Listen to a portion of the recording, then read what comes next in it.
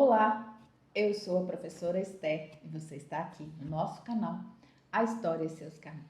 E hoje eu começo agradecendo a vocês que se inscreveram e que têm nos acompanhado. E você que ainda não se inscreveu, vai lá, inscreva-se, aproveite das nossas aulas. Eu já disse várias vezes que aqui cabe todo mundo, para todo gosto. E hoje nós vamos falar de Inconfidência Mineira ou Conjuração Mineira.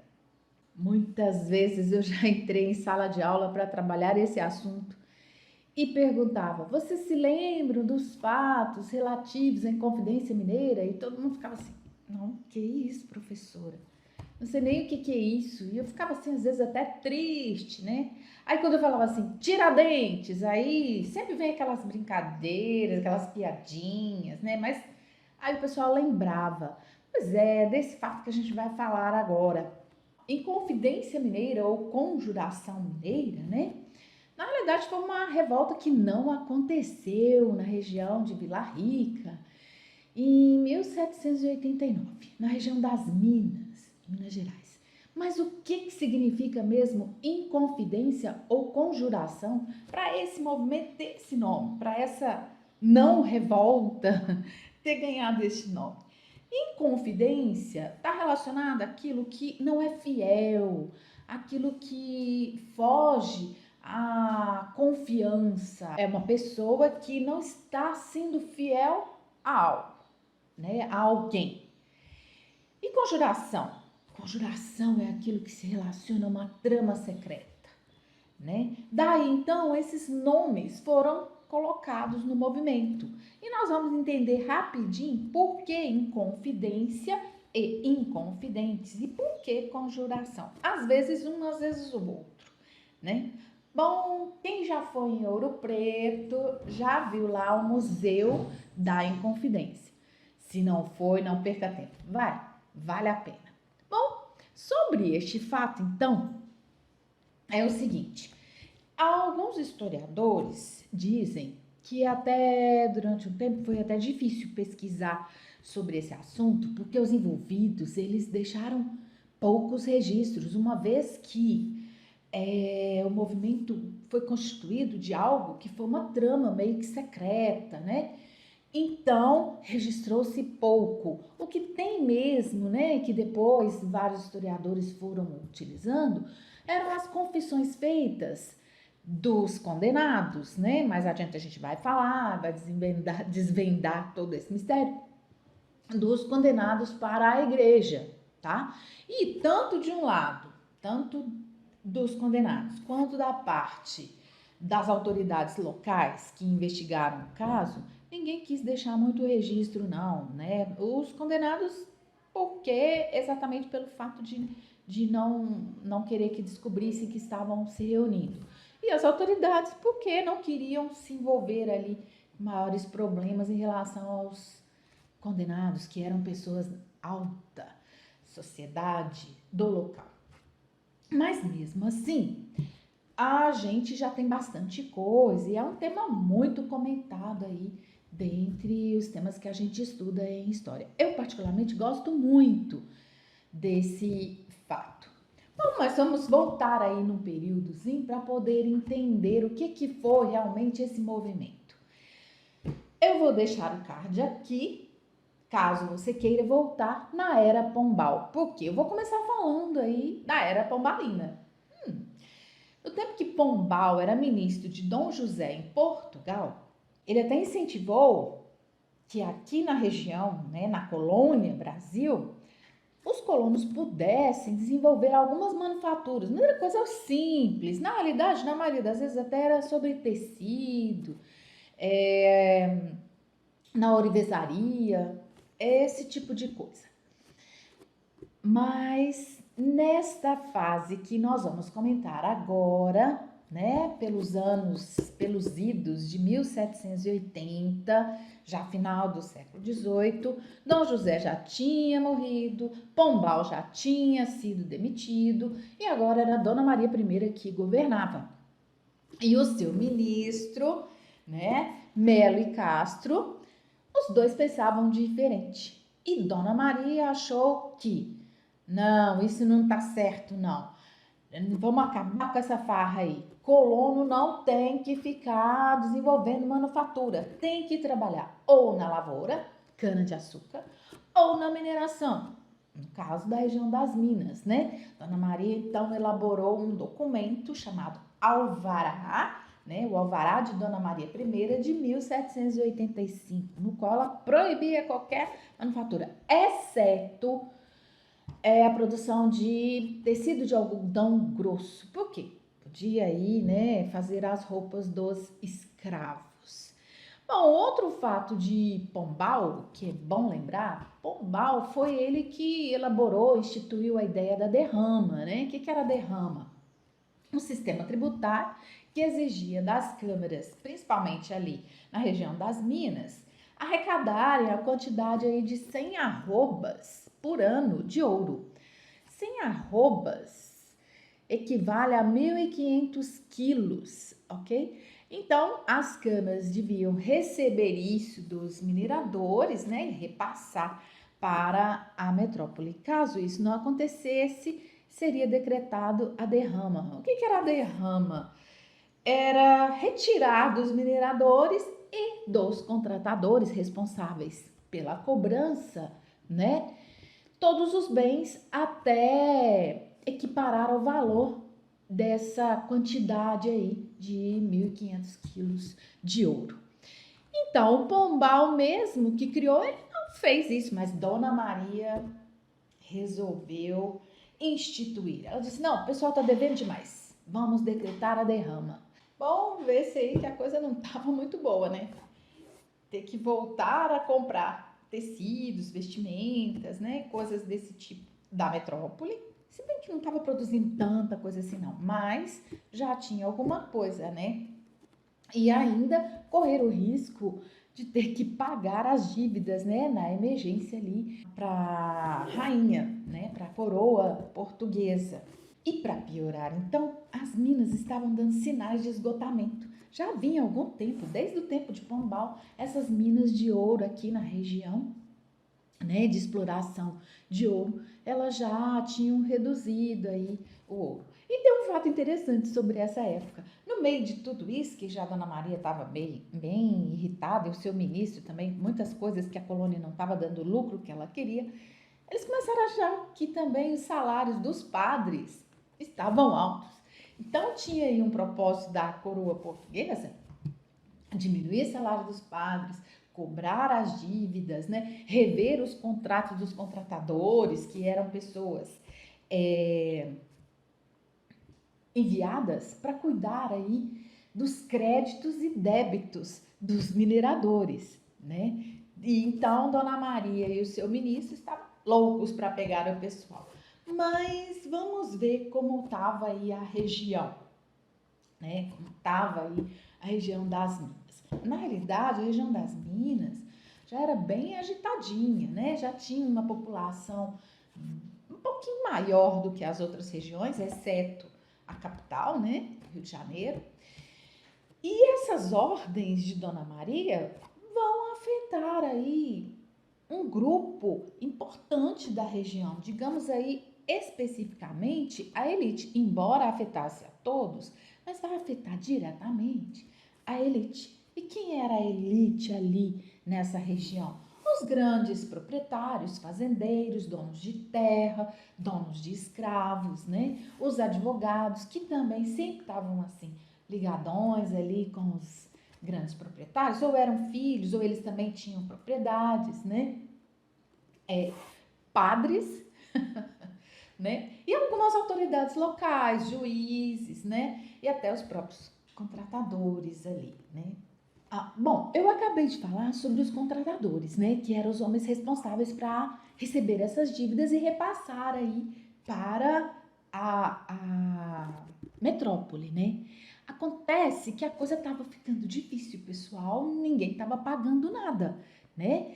E estava ficando complicado para os contratadores que também não tinham dinheiro, né? Para repassar para a metrópole.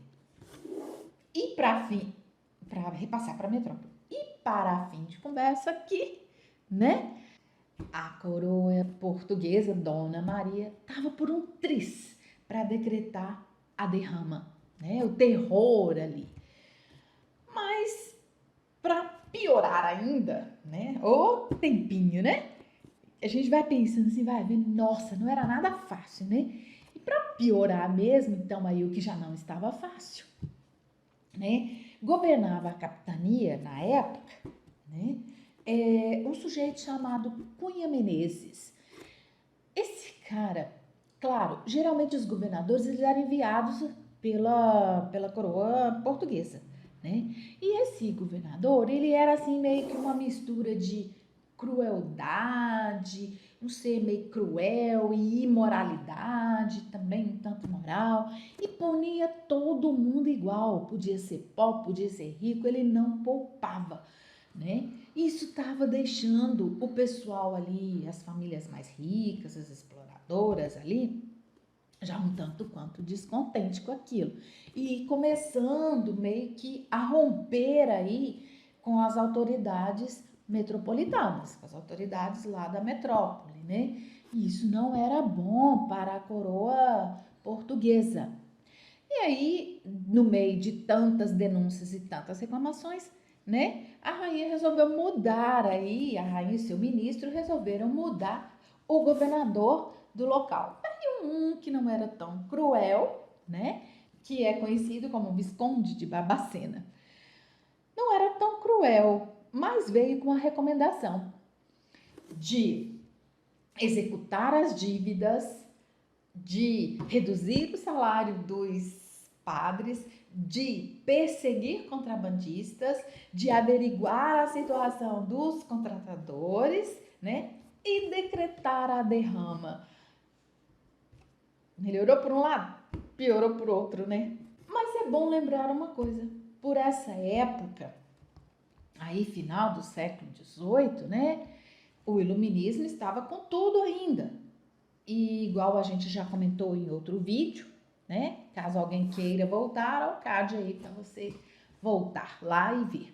Então, o iluminismo, né? As ideias iluministas estavam a toda aí. E os Estados Unidos já tinham adquirido sua independência. E neste mesmo ano começava na França a grande revolução. E não faltava aqui no meio desse pessoal quem tivesse um bom conhecimento sobre os ideais iluministas. Bom, inclusive esse pessoal aí que era todo entendido sobre o iluminismo vai ter uma grande importância aí nesse movimento de inconfidência, né? São eles que vão planejar e pensar o que poderia acontecer aí na região das Minas quando eles colocassem em prática o projeto que tinham em mente. E esse projeto era nada mais, nada menos do que separar-se de Portugal, né? A Inconfidência estava aí. Um grande grupo de insatisfeitos dessa elite começou a se articular, se organizar, a desenvolver reuniões secretas e pensar numa maneira de se livrar de Portugal. E esses sujeitos que pensavam dentro da proposta do iluminismo começaram a pensar, né, na formação de uma república aqui na região das Minas, né? Pensaram também essa república seria aos moldes dos Estados Unidos, que já tinham surgido aí como independente na América do Norte, criariam uma universidade, incentivariam manufaturas, né? E criaram até uma bandeira linda, a que a gente usa até hoje, né?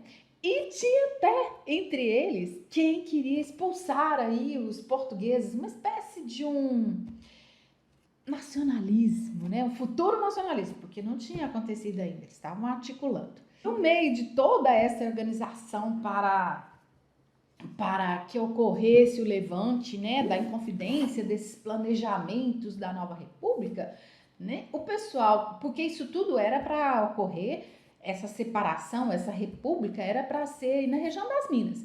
Eles contavam que os paulistas, né, iriam aderir à revolta e junto com Minas e alguns do Rio de Janeiro, que, né, depois levantaria ali, aceitaria seria a independência dessa região, independência de Portugal, né? Minas, São Paulo e Rio. Ô doce ilusão, né? Bom, e de forma aí secreta começaram a pensar nessa separação aí, né? Qual era o plano? Esperar a derrama, já que vinha, né? Já havia uma proposta, esperar a derrama e no meio do movimento, né? Que todo mundo ia ficar um tanto quanto insatisfeito, eles iam agir e iam ganhar, né? Acreditavam que ganhariam ali o crédito e a confiança e a adesão dos descontentes e aumentaria o movimento, né? Já que estavam fazendo tudo meio que secreto, né? Dentre eles tinha o alferes, Joaquim José da Silva Xavier, o Tiradentes. A Tiradentes cabia a missão de assassinar o governador. Olha que coisa terrível, pensar até isso, né? Assassinaria o governador, né? E fazer aí uma ponte com os dragões. Os dragões eram os militares, né? Representantes do exército. Esse pessoal aí contava com o descontentamento da população com as ações da metrópole, né?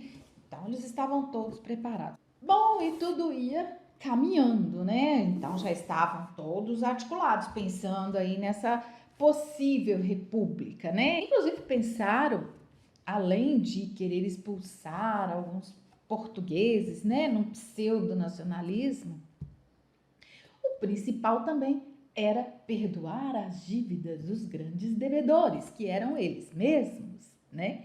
Mas não pensaram em nenhum momento em eliminar a escravidão, né? Não tinha aí um projeto de melhorar as condições da população mais pobre, né? Era mesmo uma ideia para se livrar de Portugal. Tava tudo caminhando, né?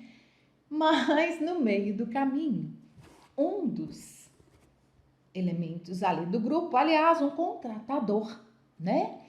Joaquim Silvério dos Reis, ele começou a ficar preocupado, ele estava muito endividado, né?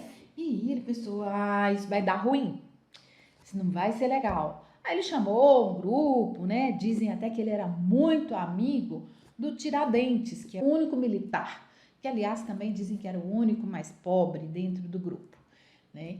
O Silvério dos Reis chamou o grupo lá, falou, gente, isso aí não vai dar legal não, vamos parar com isso, eu acho melhor a gente esperar, não acontecer, não deixar acontecer. O pessoal não deu muita importância para ele não, e foi esperando, acreditando no processo, né, que ia acontecer no dia da derrama. E o Silvério dos Reis, cada vez mais preocupado, foi até que ele criou coragem e entregou para o governador, né, o plano.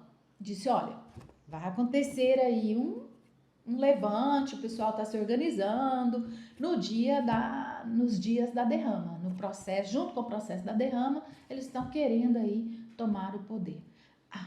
O governador foi muito esperto, falou, então nós vamos suspender a derrama, mas também não comentou com ninguém que ia suspender a derrama, ficou abafado, né? Bom, e foi dando sequência.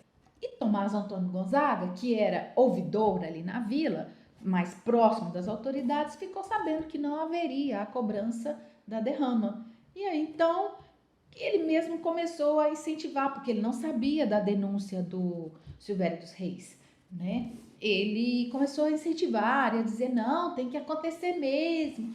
E o Tomás Antônio Gonzaga era um dos elementos do grupo, né? Um dos mentores ali da possível revolta, né? E aí, pelo seu comportamento, né, as autoridades começaram a perceber que ele estava muito motivado para que ocorresse a derrama. E ele foi preso como um suspeito, né, como um conspirador. Aí já começou então a cair, né? O pessoal começou a ser entregue para as autoridades. Pensa que eles se entregaram facilmente? Muitos do grupo começaram rapidinho a elaborar cartas e mandar para o governador, né? Decretando ali que eles não tinham nada a ver com aquilo, que eles ficaram sabendo que tinha sido convidado a participar do movimento para se livrar, né?